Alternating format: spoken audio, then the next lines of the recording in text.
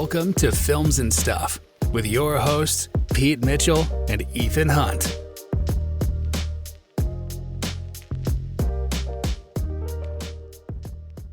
All right. Hi, Ethan. Pete, we are back.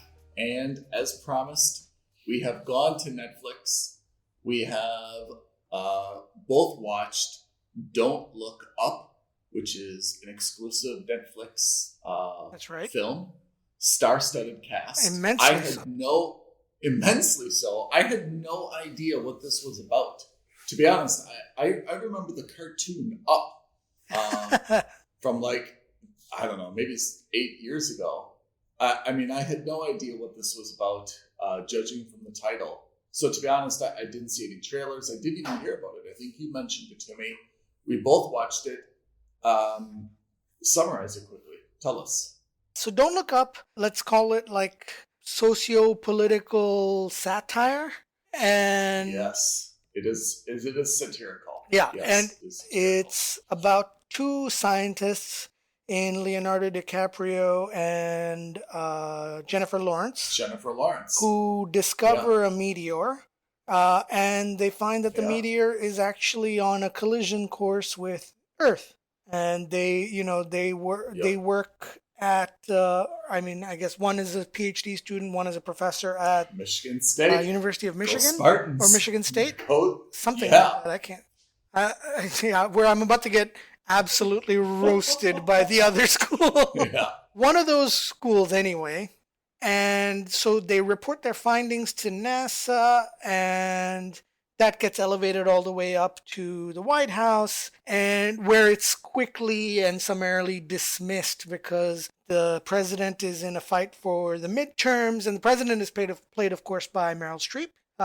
And it's dismissed. The threat is dismissed because, they're not from the Ivy League, and because it's 6 months out and they have more pressing things to worry about than a meteor. Most importantly, they've got to deal with the midterms. And then, of course, they politicize the issue so that they can win the elections, blah, blah, blah. And then they're about to Armageddon the meteor when all of a sudden the mission is called off at the last possible minute. And it's called off because this Apple-esque CEO has discovered that the meteor has like $100 trillion worth of minerals on it.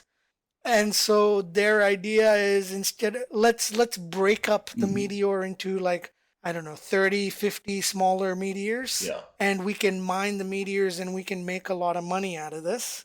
And, instead of this being a collaborative, the world against the meteor thing, we'll make this the USA versus everybody else thing, and we'll keep all the mineral rights to ourselves. And of course, that mission fails, and then you'd think that, oh my God, something will happen in the last second, and it's truly a dark ending. I did not see this coming. Spoiler alert. Oh yeah, my God. The world ends. The world ends. The meteor collides and kills everybody except for a small space shuttle that goes away, that, has some cryogenic chambers and goes to land 30,000 years ahead in the future. It lands on another planet where humanity is promptly destroyed or eaten alive by these alien creatures that inhabit it. So, let's get right to it. How do you grade this film? Oh my God. It's not so simple. It's not so simple. It's not simple. Look, again, on paper, this is going to be like the best movie of the year, right? You've got J-Law, Meryl Streep, Leonardo DiCaprio, a bunch. There must be 50 Oscar nominations amongst Ariana Grande. Ariana Grande, Michael Chiklis, Timothy Chalamet. You've got Ron in Perlman, this cast, you've probably got 50 Jonah Hill, Kate Blanchett. Oscar nominations and or wins amongst the crew. So you're just like, oh my God, this is like a shoo-in to be the best. And yet it turns out to be terrible. Yeah. To show you a peek behind the curtains, before the podcast started, I told Ethan, let's not disclose what we think of the movie to each other. Let's spoil it for each other on the show, on the actual podcast. And let me be the first to tell you, I thought this movie was terrible. I mean, I agree with you, Pete, in the final grade. However, I don't think it's irredeemable. And I don't think it's unwatchable. Maybe that's... I think it's a very bad movie in the sense that it combines too much stuff, and it's not clear as to whether it's a sci-fi movie, whether it's supposed to be a political satire, whether it's actually supposed to be a little bit like Deep Impact or Armageddon.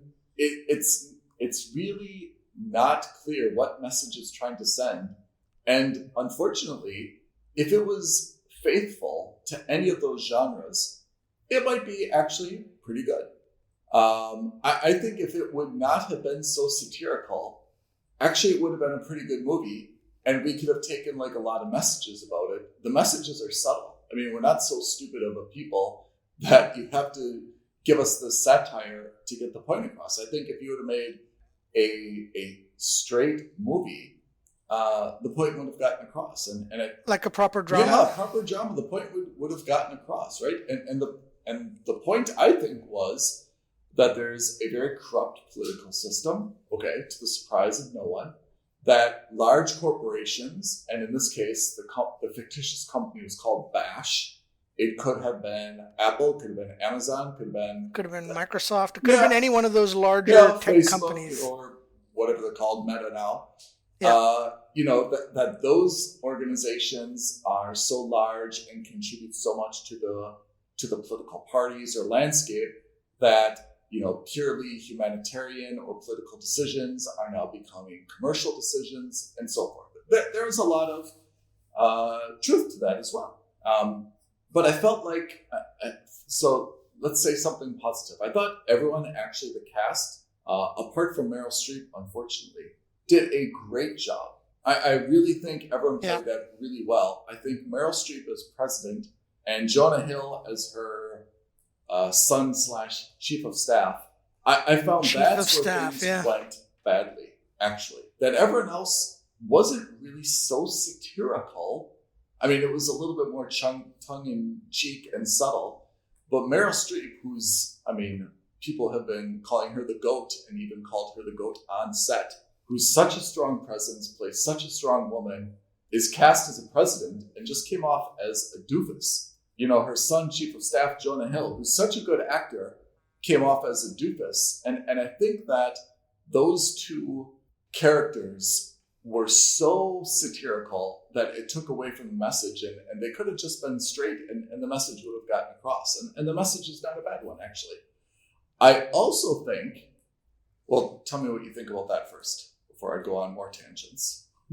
So I think that in terms of political satire, like if you want to talk about this being a drama, like in terms of genre, I think this was really a political satire. The event that really, the meteor or the asteroid hitting Earth was really just an impetus to highlight the satire, or like the level of corruption. I think it could have been anything. It didn't have to be a meteor. It could have been a tidal wave. It could have been a tsunami. It could have been anything. It was just a blank event that was meant to highlight how corrupt the system is, right? So in terms of satire, I get it. I understand your point and I agree with it. Maybe it was a little too on the nose, right? It was too over the top. Yeah, and in terms of political satire, like in the past, I think if you want to look at satire that was done a little bit better, I would say the seminal classic would be something like Dr. Strangelove. I don't know if you remember that one. Oh,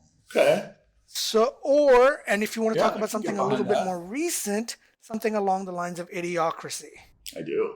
The problem with doing a satire, though, is that it's, a satire is good comedy. When you watch a stand-up comedian, or when you watch a short skit. But for a full feature movie, satire is very hard to carry over because either the entire movie needs to be so satirical, in which case it just becomes, like laughable and people tune it out. Or like, I think the problem with this film is that there's just too much and it doesn't really hit because it seems so unbelievable. You know, Meryl Streep didn't have to be so, it wasn't that she was even unlikable. She didn't need to be so incompetent. You know, we already have a very... Exactly. She seemed stupid is the thing. We already have a very politicized environment, regardless of what country you live in and so forth. Yeah. We didn't need Meryl Streep, who's so well respected, to play this. I mean, she's sending, you know, naked selfies to a Supreme Court nominee who doesn't even have a law degree. I mean, it was just so over the top that they could have made her silly. They could have made her out of touch with reality. They could have done a lot of other things. They didn't have to make her just so dumb and reckless. Crap on every and it's aspect, the same thing with Jonah Yeah. Hill. I mean, okay, Jonah Hill could have played a very incompetent, out of touch, dispassionate, you know, chief of staff. But I mean, they didn't need to make him say a prayer where he said a prayer for things, you know, dope stuff.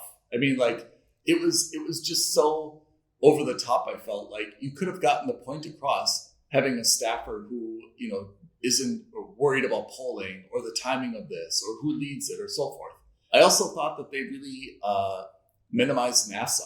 And I thought that was kind of unnecessary. I mean, they had a very, very good Dr. Teddy Oglethorpe, right? Played by Rob Morgan.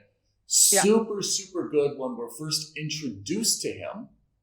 He's on top of things. You know, he seems to have a very, very good understanding of, you know, astrophysics and mathematics and things like this.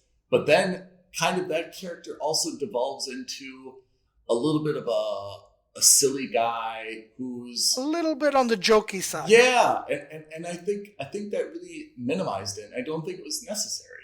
So I just kind of felt like it was supposed to be satirical. It was supposed to get the point across, but I felt like you could have made a straight up drama movie that would have been very good, and it would have got the same point across without kind of being so silly and goofy and turning people off. Because I think it's hard to get a message across.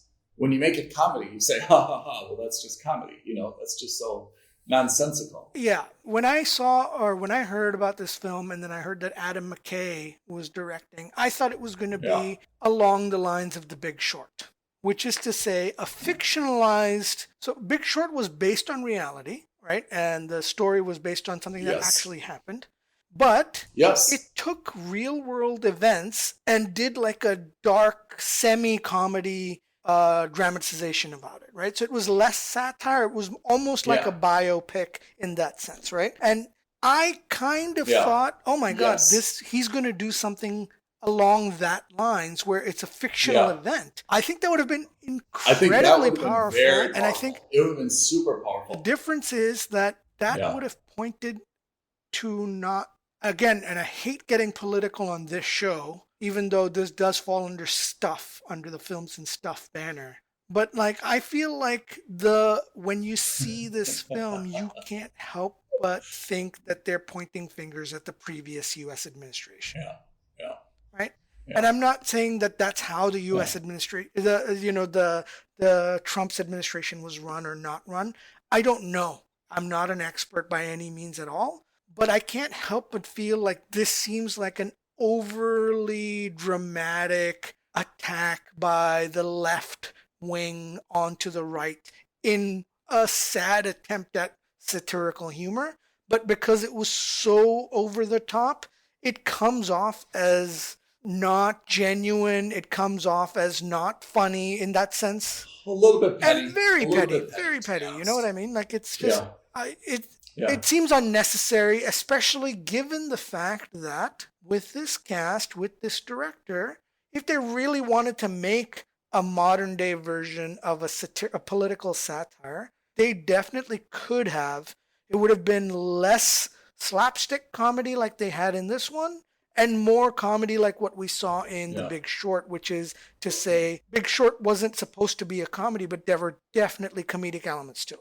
Right? And I think if you were trying to make a point to the wider audience, that I think would have been much more, let's say, that would have, I think, resonated more overall rather than I think this is going to have a very narrow appeal to a very certain political demographic. There's 2 points in here that, from a film perspective, or maybe from a cultural perspective, I kind of feel like I wish they would have explored more. So when you gave the recap, one of the things that I wanted to dwell more on is that there was an asteroid or comet that was going to impact the Earth. Again, we've seen this story before: Deep Impact, Sure. Armageddon, right? NASA or the UN or whatever agencies cobbled together, this mission, and they're going to essentially drill into it. I mean, again, it's Armageddon. They're going to drill into it, put explosives, and they're going to break it up into a lot of bigger pieces, and the bigger pieces aren't going to be a problem. So that we've seen before. It's not new. It's probably what what the contingency plan is if such a situation actually does exist. But I thought that there was something interesting, just from a strictly commercial or business perspective, that really was kind of diminished, which is, it's true that in the world there is a lack of rare earths and other minerals.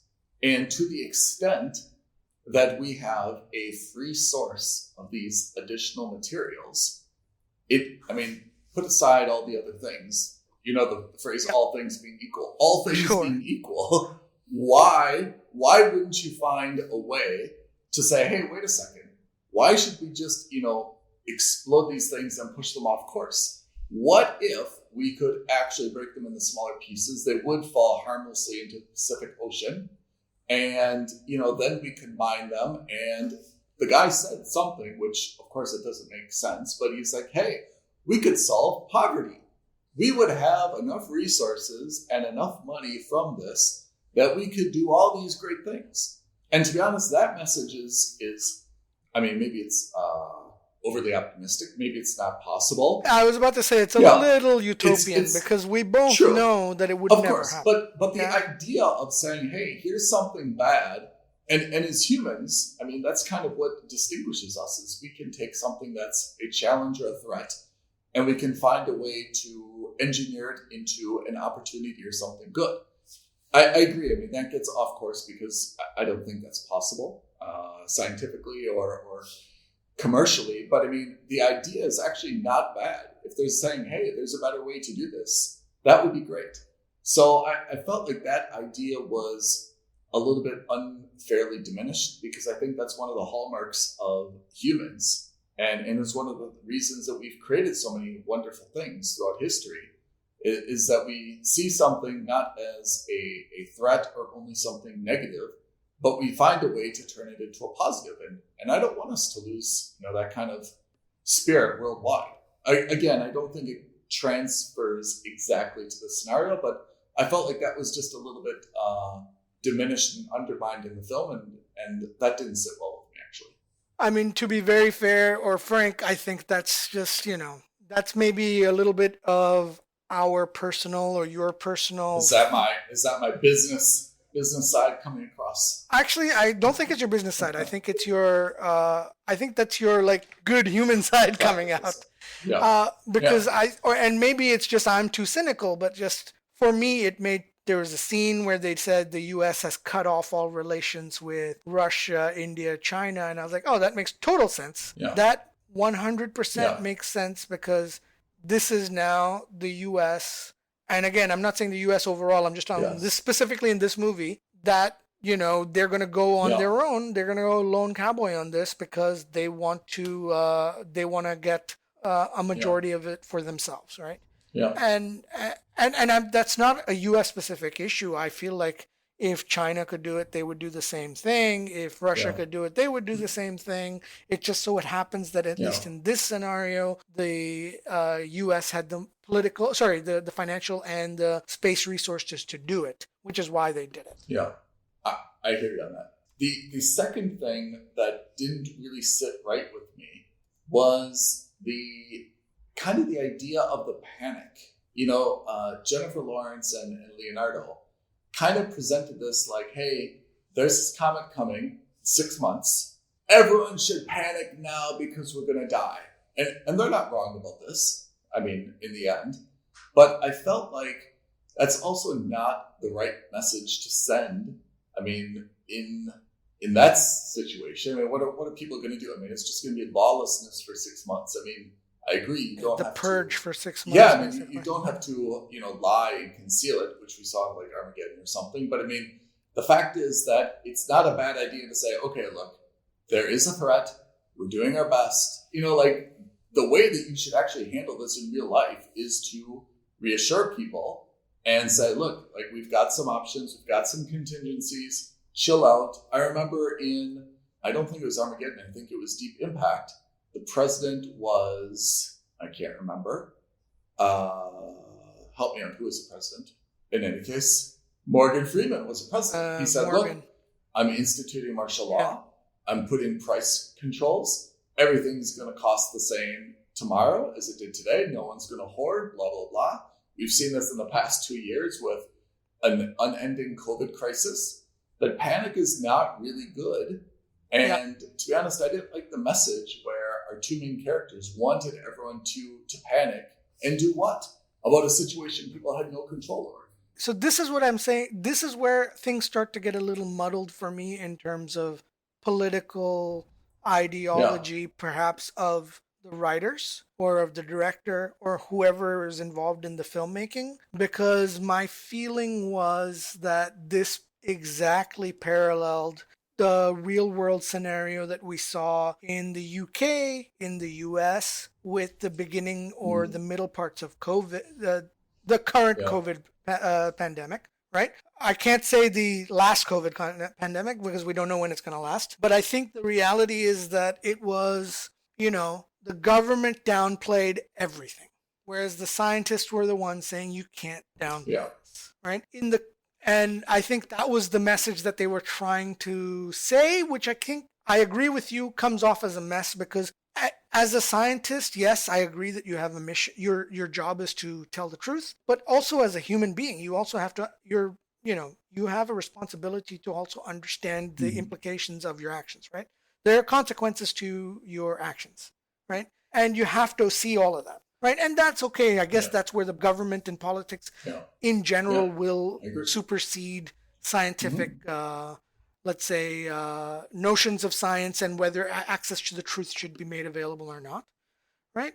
Where I think this movie got elements of its satire exactly right was towards the end of it. It's called Don't Look Up because the government, right, issues an edict, or not an edict, but like a proclamation where you have two camps of people, right? You have a camp of people effectively who believe in the science and who believe in the data, who see that there's an asteroid coming, and to the point where eventually the asteroid is visible to the naked eye, right?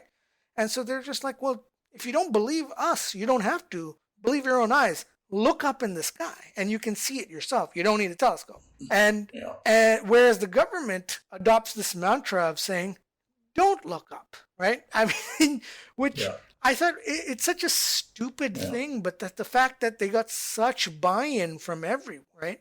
And that was for me, the closest political satire got to reality in a not good or bad way, just in a good satire way, was to ridicule the whole situation. It's like, okay, we get it. You don't believe in this pandemic? Fine. So don't wear a mask. Don't do whatever. And in this case, they're saying, why do you have to believe in this asteroid? You can't see it with your own eyes. And you know what? Don't look for it. It's not there. If you can't see it, the problem's not there, It's the same thing I used to do when I was playing hide and seek as a kid, right? You always closed your eyes and said, if I can't see them, they can't see me, right?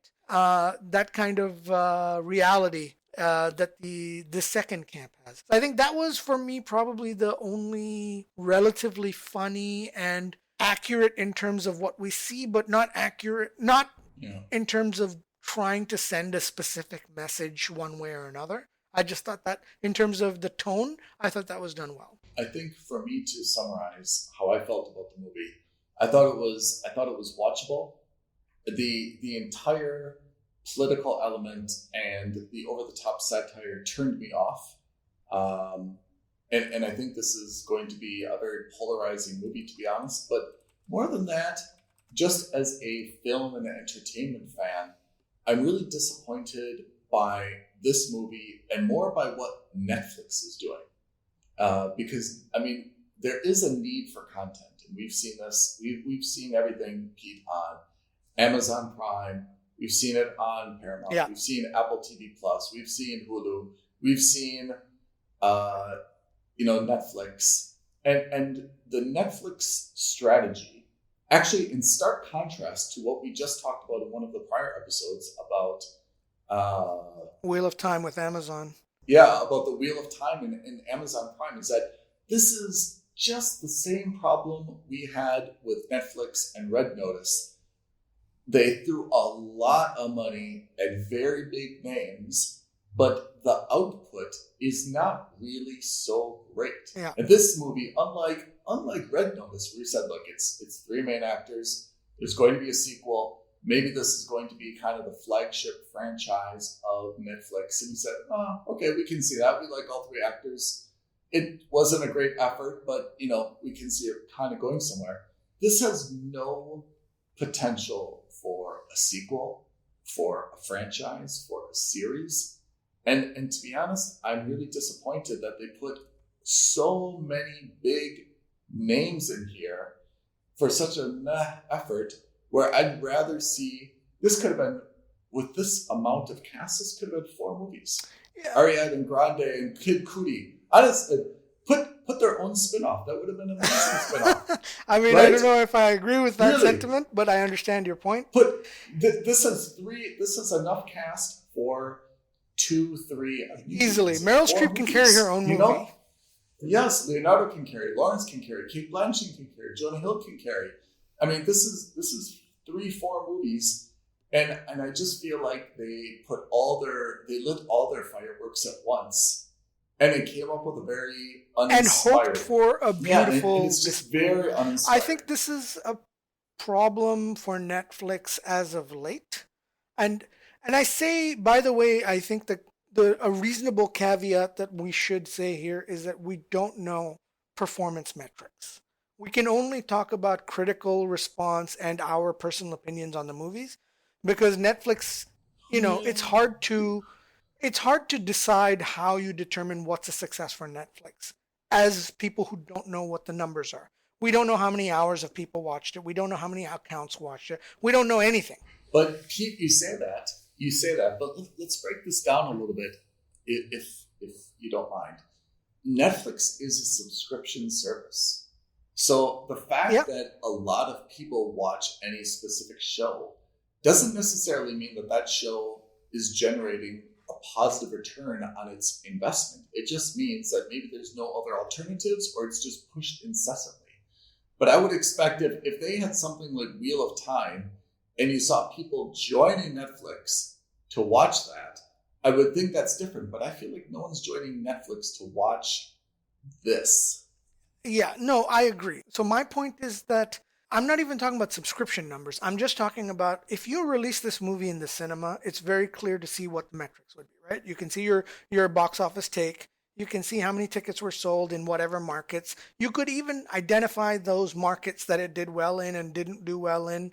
And I'm not saying Netflix can't do that. Netflix could easily do that, because they can, I'm sure behind the scenes, they know exactly who is watching, what accounts are watching, what accounts are likely to be watching, if they're watching this, etc. They have all these things, but that's all private knowledge, right? So you and I, as average Netflix users or above average users, wouldn't be able to gain access to that data, right? Above average. I think what Netflix does and what they've been doing is, because of what you just rightly said, is that, hey, we need people to sign up for our service, right? Because it's a subscription service, and we need people to stay on the service, right? So what we're going to do is let's throw $100 million at Adam Sandler, and let's tell him your next 4 movies are Netflix exclusives. Let's throw $200 million at Meryl Streep, Leonardo DiCaprio, Adam McKay, etc. Let's tell them your next 2 movies are Netflix exclusive. Let's just do that. So we don't know if the movies are going to be good or bad. We don't. And at this point, I don't think Netflix even cares, because right now, I think what it is, it's for Netflix, their model is very much a volume-based game. How do we generate the most amount of content? And let's hope that out of the content we produce, we have a success rate of, I don't know, 10%, 50%, 60%, whatever the number is. Yeah. And whereas platforms like Apple is saying, hey, you know what? We're a tech company first. We're known for iPhones. We're known for Macs. We're not known for media. We're not known for content. I would rather give $100 million to Tom Hanks to make 4 really small Tom Hanks movies than to give $100 million to make 4 to Adam Sandler, because I want to have a niche service, a service that's all about great content, right? Because, if you think of Apple is a technology company, but they're also known for very high design, beautiful products, right? And I think they want that element of good quality or high quality, whatever it is, to permeate into their content as well. And so they are being very particular about their products and the shows that they launch. I mean, if you go on Apple TV and compare it to Netflix, the number of shows they have compared to Netflix, I mean, it's nothing, right? It's a drop in Netflix bucket. And more importantly, Netflix has tons of content in like hundreds of different regions. They have region-specific content as well. Apple doesn't have that. Apple's nowhere near that. Well, Pete, actually, I think that's a little bit of an interesting point. Maybe it makes me rethink my perspective, but I only rethink it then because of this point. And I'd love for someone from Netflix to volunteer to be on the show as a guest. We would definitely have some good questions. But maybe I hear your point. What Netflix is trying to do is they're not just trying to win the publicity game, which is, hey, we've got all these big name, actors and actresses. But maybe if you're talking about the data and the metrics, if you just shove everybody in one movie, when you, my mom, me, my sister's husband are all looking for a show, when you put this much cast in it, everyone's going to hit on it. It's bound to be hit on your list. And maybe they just said, look, it just like, there's like economies of scale. They say, hey, let's just make one movie that it won't appeal to anybody, but it hits on everybody, right? It's going to be on their hit list. And then we just have to produce one movie. It'll be mediocre. Rather than to do the same thing, we have to have 3 or 4 different movies, the production time, blah, blah, blah, blah, blah, blah. And they say, let's, it's just like making a burrito and you serve it for dinner and say, look, this will appeal to kind of everybody. We don't have to do 2 or 3 separate entrees. Let's just do this one. So maybe in that perspective, if that's how Netflix is looking at this, maybe it makes a lot of sense. But I think from an artistic perspective, and I think always at some point when you have this many platforms competing, and not everybody is like us, Pete. We pay for everything, right? I mean, we're on between the two of us, I think every show on every platform is covered. Not everybody does that, either because they don't have the time or they don't have the money. Or it's just brand awareness, People are on 1 or 2 and they kind of choose them. So I think that over time, quality has to win out. And if you're a Netflix user and you just joined Netflix because you're so excited about this Leonardo DiCaprio film or The Rock in Red Notice and you watch these, if you're disappointed with the quality, you're going to say, look, cancel my subscription. I did the 1-month trial. It's not worth it. I'm out. Just like HBO, right? I joined HBO to watch not even the new Sex and the City, although that was a bonus, but Succession. If Succession would have been bad, I canceled it, right? I did my 1 month for free.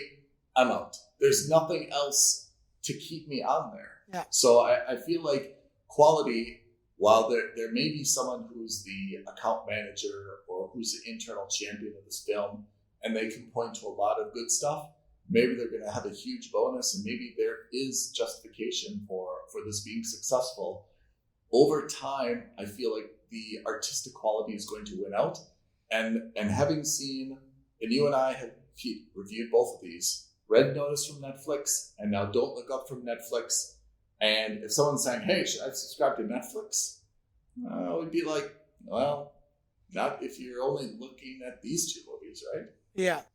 No, but To be But fair, let's be fair. To be fair to Netflix, Netflix has access to content that may not be current now, but certainly when it was a hit, were massive hits, right? Squid Game, I agree. 3 months ago, Orange is the New Black. Yeah. They've got a load of different shows and movies which are Netflix exclusive, and maybe not in your specific region, but there are definitely Netflix exclusives in different regions. So I think for Netflix, the 1 month trial is tough because they now have so much content that it's hard to see everything that you'd want to see in a 1 month trial period and then quit it. Yeah, because I think in terms of the number of hours of content they have, in terms of the various types of content they have, I'll be very frank, I joined Netflix because when I first joined Netflix, it was known for being what HBO was in the 80s,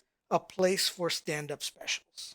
Oh, you joined it for the comedy. I actually watched it for all the stand-up specials because at that time, Kevin Hart wasn't touring in the UK or in the Middle East.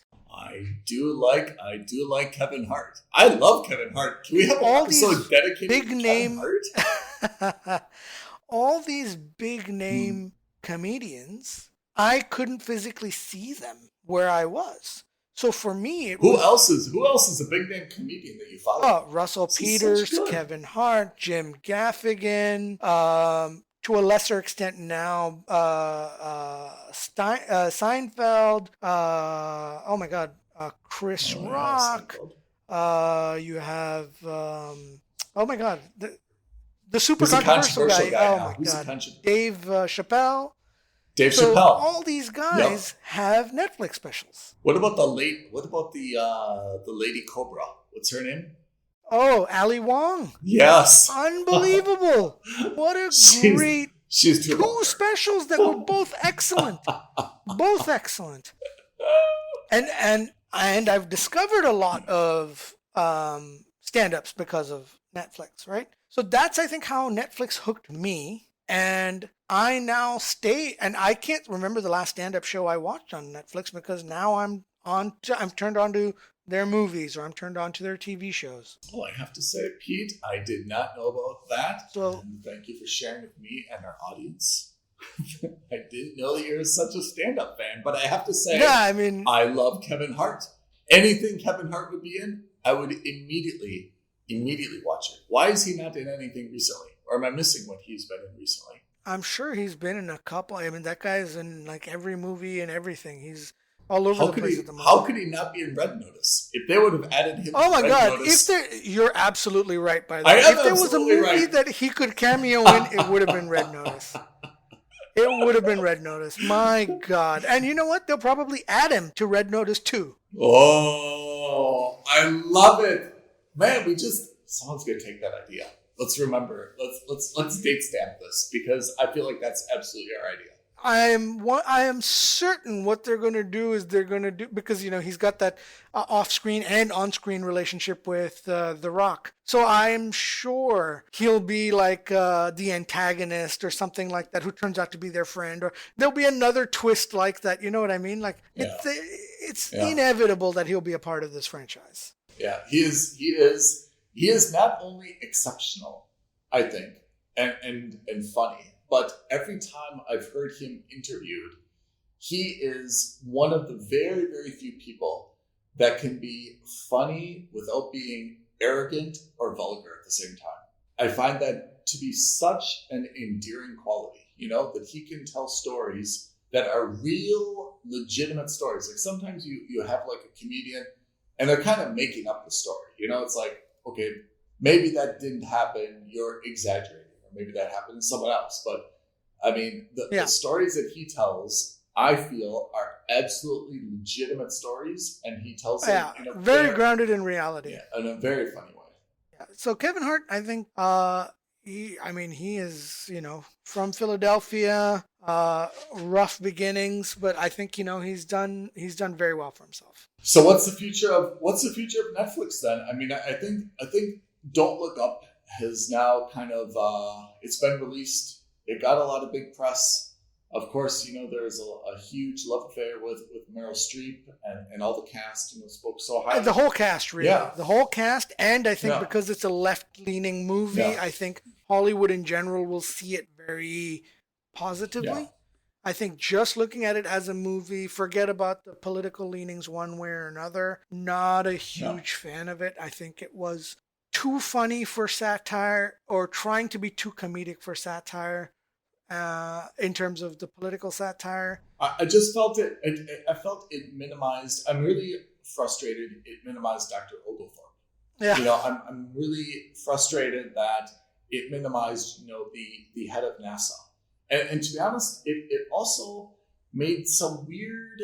I mean, Ron Perlman, who's such a good actor, came across as just kind of this like knuckle dragging racist, and I just felt like those I don't want to say they're cheap shots, but I feel I take it personally when people that I feel are very good actors are given this material to like drag them down. Like Meryl Streep I feel like she has enough clout that she should be saying, look, I can play an incompetent president, You don't always have to be the devil wears Prada, but you can play someone who's not a great character. But I don't feel like you should demean yourself, with this type of like flimsy softness that. And I think that you've hit it on the nail. You've hit the nail on the head, because and you raised the exact right movie, because why she was so excellent in The Devil Wears Prada was because she wasn't just a bad guy, but she was really excellent as being a bad guy. And in this case, you want her to be incompetent, you want her to be bad, you want her to be what? Yeah. What exactly do you want her to be? Because she's coming off as all of them and not good at that role in any of them. Yeah, and I guess, I'm going to hit that thing again. You're right, because The Devil Wears Prada, not a nice person, came across as a bitch, very unlikable. But no one was saying like, the character was an idiot or didn't have self-control or was, just, like silly or goofy. Unnecessarily cruel. None of that. Yeah. None of that. So, she was, so she could have had a good purpose. Absolutely. So as a president, if you want to do a satirical president, you could have done someone who is avoiding something or trying to, manipulate the situation or trying to position the timing to benefit her. All those things would have gotten the point across. But like the thing about what, nominating, this Texas cowboy who never had a law degree to the Supreme Court, like I felt like even that's not her acting. She didn't have any line. It just kind of diminished her. The fact that there was like something where, she obviously sent like a nude photo of herself, to the same guy. Again, she wasn't involved in that at all. But it diminished her character, and I felt like that just kind of diminished her role in that film. And if you want to do that, which again, if that's what the movie calls for, no problem. But I think there are other actors out there who could have done a better job of playing the bumbling buffoon. Yeah. Again, this isn't a slight at all to the actors. If you're listening, Melissa McCarthy, this isn't a slight on you. I don't think you're a bumbling buffoon. But I think that you've played actors roles like that. Yeah. That I think she would have been better if that's the kind of role you want. Someone who's, somehow like failed her way up to the presidency. Yeah. You know what I mean? And you know what? When you say that, it makes me think of Jonah Hill, because I felt like Jonah Hill for years was kind of the overweight, silly sidekick guy. And I felt like he spent so much time working to not just like improve his lifestyle and his level of fitness and health, but to be, taking roles. Taken as a dramatic, serious actor, yeah. Yes, and I felt with this thing, he reverted back to the same old Jonah Hill that everyone kind of... douchey frat boy who somehow is in a position of power and is happy to send out those pot shots. Yes. You know what the thing is? You know why I like Jonah Hill? Is he back in that in real life? Because I've seen some of the photos of the cast. And he was like, his look was also like a little bit more out there. He had like this suit on and no undershirt, and his like big chest tattoo was showing. he had the big beard and kind of like blonde hair. Is that his look for a different role, or is he now back to kind of this party boy? I have no idea. But the reason I don't like Jonah Hill as of late is I think and this is 100% on me. It's not about Jonah Hill. I'm sure he's a lovely guy to work with. And he is so good at playing that jerky, douchey frat boy Wolf of Wall Street that you love to hate. Wolf of Wall Street. That so good at that, where I was just like, every time I see him, I want to punch him in the face. Oh, you wanted to Doesn't matter what the role punch him in Wolf of Wall Street? No, but like in this movie, definitely. Yeah. And all those movies where he, cut his teeth growing up. Yeah. In all those movies, I want to just slap him, Where I gained a lot of respect for him as an actor, as a dramatic actor, wasn't actually even Wolf of Wall Street. I thought it was Moneyball. Oh, Moneyball. He's exceptional. I thought he was very good in Moneyball. Yeah. My goodness. You're right. You're thinking of like the Jump Street 21, 22. But yeah. Exactly. But yeah, you're right. Moneyball, he was so good. He played the straight character. Yeah. He played it. He played the role, I think, perfectly. But you know what's funny? You know what is going to disrupt your narrative? Moneyball 2011. 21 Jump Street 2012. 22 Jump Street 2014. Wolf of Wall Street 2013. So he went from that role that we love, and then he took the three that we...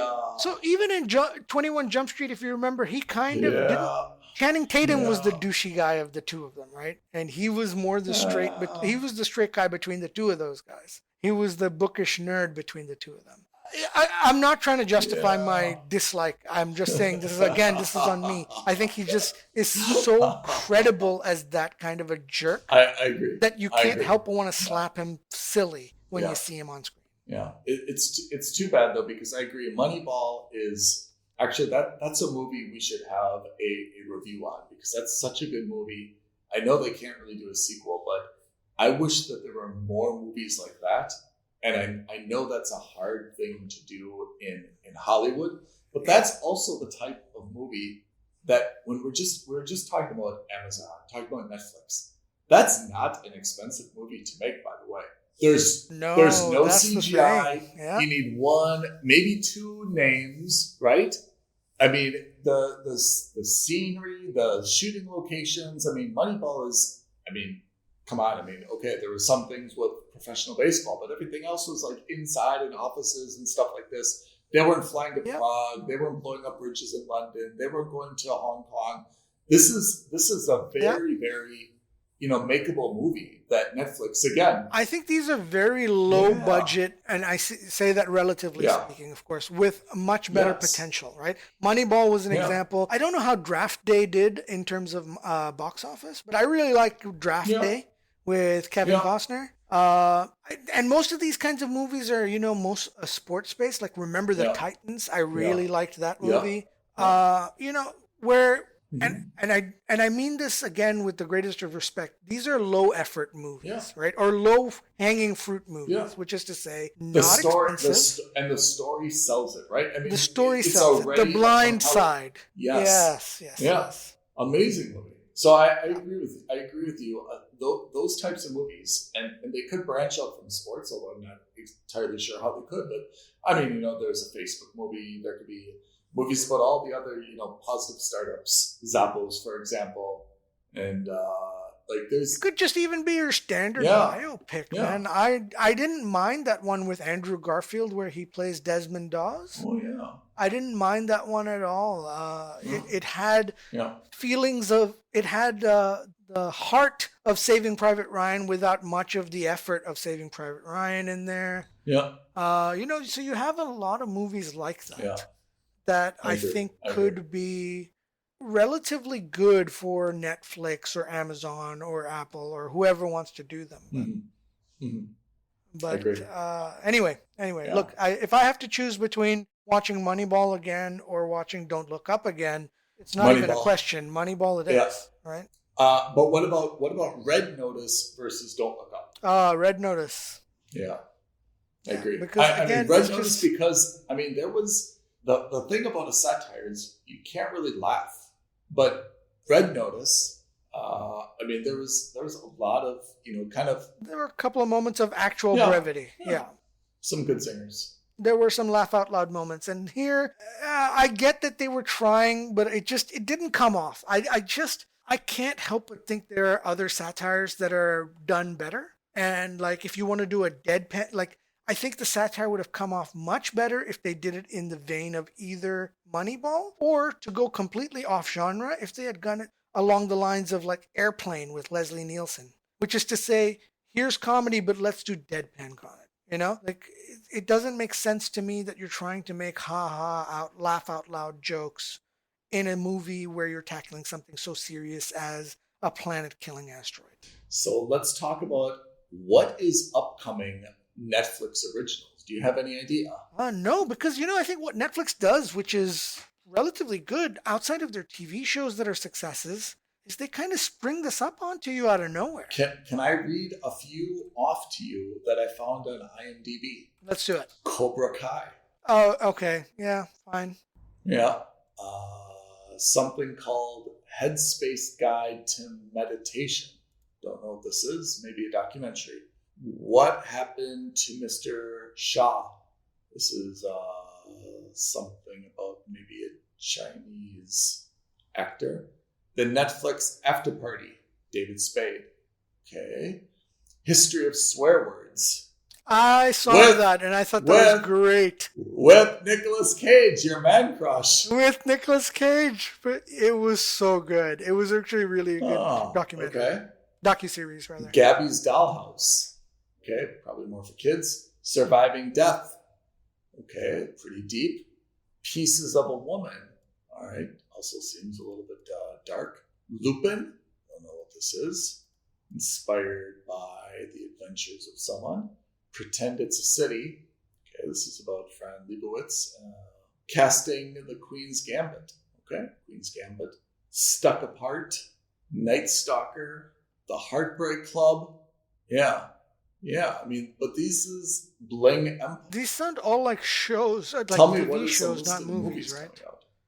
I'm looking at a list of the movies coming out. Oh, really? What do you got? On Wikipedia. It's a huge list. It's a massive list.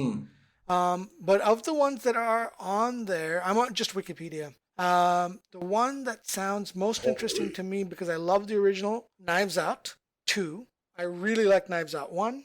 What else is there? Pinocchio? No, thank you. Yeah, no, thank you. Don't you? I think of all of them, at least based on text alone, in terms of what I'm seeing, in terms of title, I think Knives Out 2 is the only one that's really got my engine revving to go. I found the same list, and I agree. Maybe it's because these don't have posters, or they don't have trailers, and we don't know anything about them. But exactly. I agree, just by name itself, none of these are really well, it'll make you happy to know that Kevin Hart has 3 movies to be announced with Netflix coming out. So yeah, let's see. There's Netflix is very good about springing these shows onto you at the last possible minute. I do like that. I wasn't expecting anything about this Don't Look Up. I didn't even know about it until I saw a trailer the week before it got released. So I thought that was a nice surprise. So right now, if someone came to you and said, Pete, what subscription service should I get? The first question I would ask is, do you have lots of time to watch shows, or just a little bit of time? I love the question with a question. So smart. So smart. Yes. You should answer the question with a question. And if you have a lot of time. Yeah, because if you have a lot of time, go Netflix, because they have such a huge volume of content. It's likely that you're going to find something. I think that most people will already have Amazon Prime Video, because most people don't realize that if you've got Amazon Prime, you automatically get Prime Video, right? So I don't consider that as a part of that, even though it obviously very much is a subscription service. If you don't have a lot of time, I actually, and I can't believe I'm saying it given how much I dislike Apple, I actually think Apple TV is the way to go right now. I think Apple TV also is the way to go. I have to say, I think Apple TV is not just good value for money, but I think it's good quality. I think that you will. Yeah, the success rate Yeah. I think is much Yeah. higher, at least for Yeah. me so far, is significantly higher with Apple TV than it is Yeah. with any of the other programs. Oh, actually, I'll tell you the other one is probably Disney Plus. I would say Disney Plus if you really like Marvel. If you're a Marvel, Star Wars, or like a cartoon or animation fan, I think that's probably the safest one to start with. Yeah, I agree. If that's what you've got is a lot of Marvel and Disney, correct? I agree. But you know what's underrated on Amazon, and it's a little bit dated now, is The Boys. You and I love The Boys, remember? Love it, love it, love it. Can't wait for season 3. I don't know when that's out. I'm very much looking forward to it. So let's just make a pinky swear right now. When season 3 comes out, we will do an episode by episode breakdown, 100%. Episode by episode breakdown. That's it. Virtual Pinky 5 or Promise, whatever it is. And you know, we should actually, when it's announced, we should do an episode where we recap what's happened, because I could probably also use a recap in terms of where we are. Yeah. We can do a season 1 and season 2 quick recap. Yeah. It'll also familiarize us with all the characters on there because like other ensemble shows, it has a significant number of cast members. It does. And they all surprisingly play an important role, so it's important to know who each one is. Very true. I wish I could go back to season 1 and watch it with, like, for the very first time, because that season 1 was just, oh my God, every episode was just blowing my mind. I really enjoyed that show so much. Yeah. And it's not because of the action. It's truly a drama, you know? The action almost takes a back seat. Yeah, it does. It's in the sense that, of course, they're great showstoppers, as you would say, for the show, or showpieces for the show. But really, just conceptually, what they've done with that, I think it's also based on a comic or a graphic novel. What I really like is that conceptually, I'm 100% on board with the concept. And I really think that it's accurate in the sense that if Superman were a bad guy and he ran the Justice League like a business, what would it look like? Just look at The Boys. That's exactly what it would look like. You know, and I have to say, from an Amazon perspective, I like what they've done, because we've seen this too many times where Amazon hasn't followed their own advice, right? They're doing Wheel of Time, trying to do another Game of Thrones, right? Everyone's always chasing after what's popular now, right? And everyone's now kind of chasing after, you know, MCU, right? And everyone needs this universe, this big franchise. And I love how Amazon said, hey, you know what? We don't have any intellectual property. There's no superhero we can get. So you know what? What can we do that still plays into the superhero, not fad, but, you know, attraction, but we're not getting caught up in something that we can never possibly win. And they went very, they kind of did the opposite, right? Contrarian. They went contrarian with it, and I like that idea. And it would be fun if they did that with some other things, you know? Yeah, I heard from a friend of mine that they've optioned the rights for another graphic novel, and I cannot for the life of me remember the title of that graphic novel, that series. I read the first the first. Oh, is this the one about like this comic book? About what? There is There's an Amazon series. It's extremely graphic, and I can't remember what it is.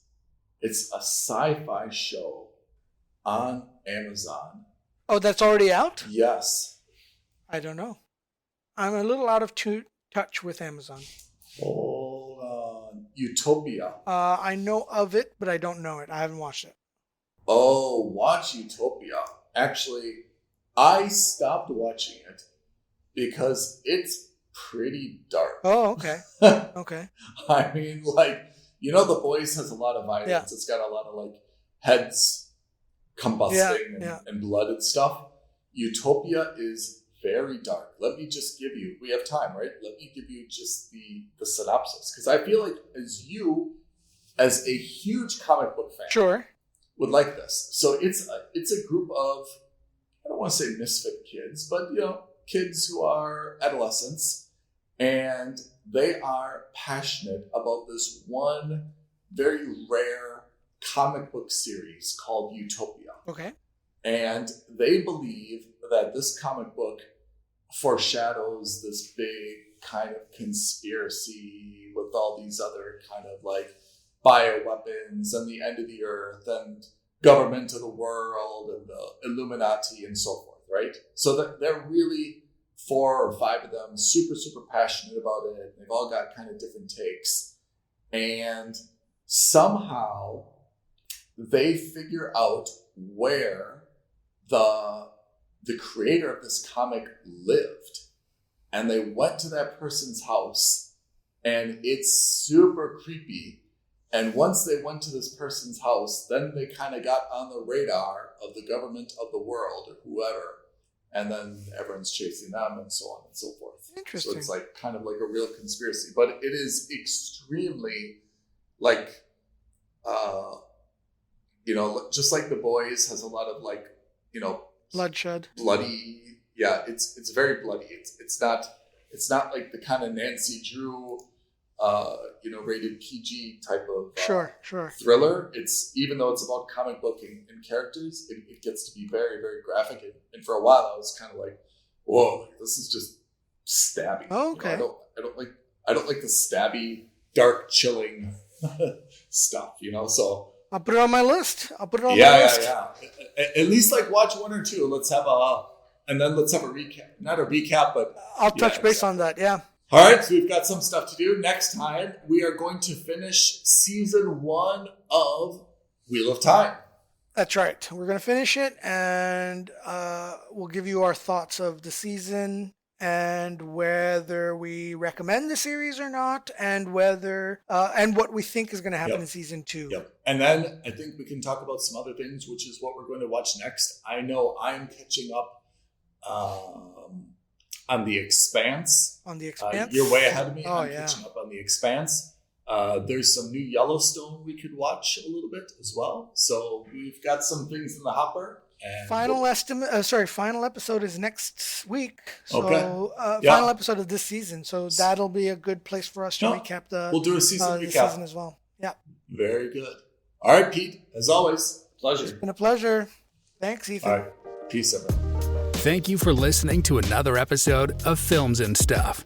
If you haven't already, please subscribe and review on Apple Podcasts, Spotify, or wherever podcasts are downloaded. Films and Stuff. There is no substitute.